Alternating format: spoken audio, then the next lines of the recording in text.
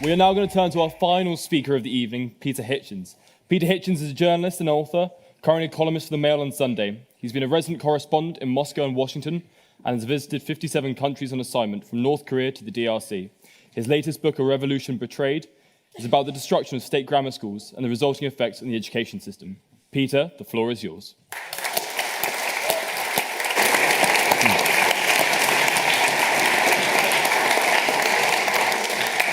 Thank you so much, Mr. President. Do I call you Mr. President yet, or is it? I get these things right. I'm trying to remember that point of information I was going to come up with. Well, it's so good. I speak this evening as a reformed imperialist. I was born an imperialist. I was born in the empire. I was actually born in the reign of His Majesty King George VI, King Emperor. My father had been, for many years before that, a serving officer in the Royal Navy enforcing British hard power from Shanghai to Buenos Aires. On one occasion, he'd been called back from halfway across the Atlantic to go and put down riots in Haifa, in what was then the British Mandate of Palestine. So I also grew up with something of a knowledge of the extent and nature of the British Empire and of what it did and of how the current world came into being. And this seems to me to lie beneath any discussion of this kind.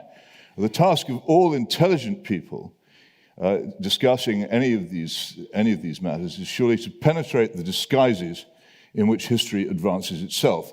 Things are simply not always what they seem or what they are portrayed to be. And I find, as a journalist who has to watch many of these events firsthand and who has seen so many of them, that it's very distressing to see the way in which the modern world is so easily gulled and bemused into believing fantasies about what is going on around us. I'll come, I hope, at some point to the issue of Ukraine, where one of these fantasies is very much in play.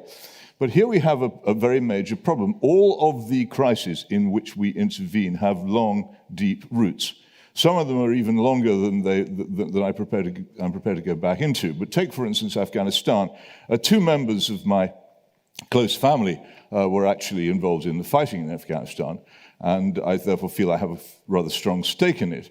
But what we have to realize here is that the crisis in Afghanistan, which we supposedly went in to sort out, was largely the result of the efforts of Zbigniew Brzezinski, President Carter's national security advisor, in creating the Mujahideen forces in Afghanistan to drive the Russians out.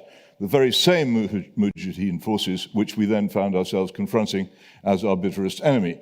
There's an excellent film, both very funny and very intelligent, called Charlie Wilson's War, in which this absurd process is actually described in some detail, and it is very educational for anybody who can really wishes to stand up and say that the West intervened in Afghanistan for moral reasons. Our policy in Afghanistan is catastrophic, has been for many years, because it is one of those places where, during the Cold War in particular, the superpowers competed for influence. Where my relatives were fighting in Helmand, there were American canals built in the year 1949 as one part of intervention. Until not very long ago in Kabul, now a place of veils and burqas and grim Taliban censure, women wore the same sort of clothes that they wore in the West and lived lives very similar to those in the West before these interventions got going. I have personal experience of a couple of interventions. One, I was present in Mogadishu in the night when the US Marines arrived and George Bush Sr.'s attempt to sort out that disastrous country, one of many.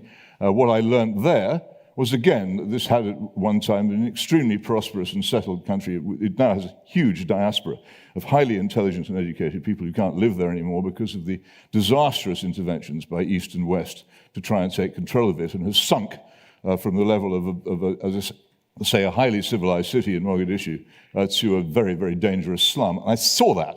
It was also in Baghdad in the months after the Blair-Bush intervention. And again, what you saw in Baghdad was catastrophe, the higher catastrophe imposed on a country already in severe difficulties thanks to idiotic Western sanctions, resulting in greater and greater chaos. The ridiculous, yes indeed. I'll try and speak up, hopefully you can hear me. I can so far. On that point of idiocy, and noting also Yasmin's point of policy framing not surviving contact with reality, do you not find that the term Western intervention discussed in this debate is so inherently unstable, so normalizing, and so contested that ultimately we'll be unable to come to any meaningful conclusion whatsoever? Well, no, on the contrary, actually. I think that if we discuss it properly, we will be able to come to the meaningful conclusion of voting the motion down. And the first Western intervention I can think of in the 20th century is the intervention by Imperial Germany in Russia, in which they financed with tons of gold and enormous amounts of other help the coup d'etat by Vladimir Lenin, which destroyed the only democracy Russia has ever had and reduced that country for 70 years to tyranny, poverty, misery, and secret police. That was the first Western intervention I can think of. Another one which comes to mind very much is the Western intervention conducted by this country in the United States in Iran in 1953, and the overthrow of the legitimate leader of Iran, Mohammad Mossadegh, an action which still has bitter and dangerous consequences for the whole world. Our intervention in Iraq, of course, follows the British takeover of Iraq as a post-World War I mandate in the 1920s, and their misgovernment of it, our misgovernment of it during that time. These things go back and back and back. That is what intervention is. And we occasionally hear, and we're bound to hear this evening, about Rwanda, that horrible massacre which everybody says we should have intervened to stop. Well, if we are so concerned in the Western world about such horrors, why didn't we intervene to stop it? Is it perhaps because the purpose of intervention by the West is not to stop massacres? The purpose of intervention in the West has some other reason, some other purpose, some other aim, which has nothing to do with humanitarian intervention. Take another example, which I think has to be examined here. There are so many of these, I'll try to be brief. There was some time ago an event called the Arab Spring, in which it was believed by many people in the West that we were about to see a birth of democracy and freedom in the Arab countries. Well, here's the thing. When democracy and freedom arrived in Egypt, as I witnessed, the main beneficiary body was the Muslim Brotherhood, a group of people who were not approved of at all in the West. They did not desire to see Egypt ruled by the Muslim Brotherhood. So, good heavens, what happened? The Egyptian army intervened and removed the Muslim Brotherhood very undemocratically and brutally from office, and massacred people in the streets of Cairo on an absolutely astonishing scale, barely reported in this country, so as to frustrate the very democracy we had claimed to be in favor of. What is this rubbish? What is this rubbish? We simply do not have a clue what we are doing, if what we are doing is what we say we are doing. If you have a genuine and heartfelt and decent animus against the mistreatment of people in faraway countries of which you may know something or nothing, I don't care. If you have that, then you must consistently apply it. If you do not consistently apply that outrage, if you do not act to stand against it and prevent it where it happens, then it is not a reason for your action, it is a pretext. Yes, indeed. You mentioned the Arab Spring, you mentioned that we should always do this, always intervene no matter what. But a lot of things happen, logistics, money, support. But I ask you this, would you have said that the U.S. and the Western countries should have done nothing when Gaddafi's murderous troops and tanks rolled on Benghazi ready to slaughter an independence movement? I don't need to argue whether we should do nothing. You need to argue whether we should do something. That we're not in a I'm not in a position personally to do something, although as I have pointed out, and I stress it because it's important, close members of my family have been in harm's way on these episodes. So I do have a stake in this. I'm not in a position to say to them, go and risk your lives, go and risk having your limbs blown off and your intestines strewn over the ground for some idealist standing in a balcony in Cambridge. I haven't got that right.